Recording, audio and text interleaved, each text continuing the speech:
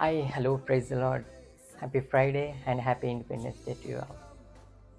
ఈ స్వాతంత్రము ఇవ్వడం కోసం అనేక మంది దేశభక్తులు వారి ప్రాణాలను, వారి జీవితాలను, వారి కుటుంబాలను పణంగా పెట్టి ఇటువంటి స్వాతంత్రం మనకిచ్చారు. ఈరోజు మనం అనుభవిస్తున్న ఈ స్వాతంత్రం అనేక మంది చిందించిన రక్తం, వారు చేసిన త్యాగాల వలనే. అయితే ప్రతి ఒక్క మనిషి కోరుకునేది స్వాతంత్రము మరియు స్వేచ్ఛ. కానీ మానసికంగా కానీ, శారీరకంగా కానీ, ఆత్మీయంగా కానీ అనేక మంది ఇంకా బానిసత్వంలోనే ఉన్నారు. ఏ మనిషికి బానిసత్వం అంటే ఇష్టం ఉండదు. ఏ మనిషి అయినా కోరుకునేది స్వేచ్ఛ, స్వాతంత్రం.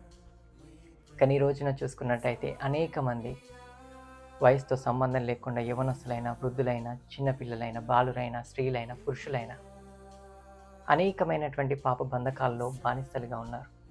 అది వ్యభిచారం కావచ్చు, దొంగతనం కావచ్చు, అశ్లీలమైన దృశ్యాలు కావచ్చు, చెడు మాటలు కావచ్చు, బూత్ మాటలు కావచ్చు, అనేకమైన వాటి మీద వారు అధికారం కోల్పోయి వాటికి బానిసలుగా ఉన్నారు.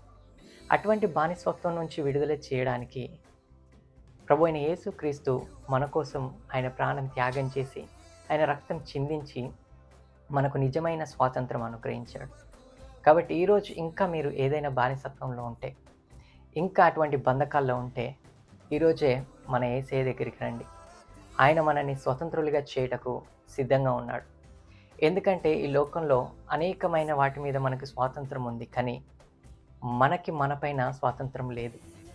ప్రతి ఒక్కరూ అదే బంధకాల్లో పడిపోయి ఎలా వాటి నుంచి బయటికి రావాలో తెలియక బానిసలుగా మద్యానికి కావచ్చు, మత్తుకు కావచ్చు, అటువంటి వాటికి బానిసలుగా ఉండిపోతున్నారు.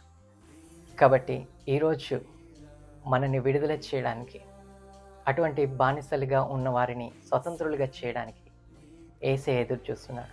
యోహాను సువార్త 8:36 కుమారుడు మిమ్మును స్వతంత్రులుగా చేసినట్లా మీరు నిజముగా స్వతంత్రులై ఉందురు. కాబట్టి ఆయన యొద్దకు వచ్చి, యేసయ్య నన్ను స్వతంత్రునిగా చేయి, నాకు స్వేచ్ఛను అనుగ్రహించంటే నీ మనసుకు కావలసిన నెమ్మది, స్వేచ్ఛ, స్వాతంత్రము ఆయన అనుగ్రహిస్తాడు.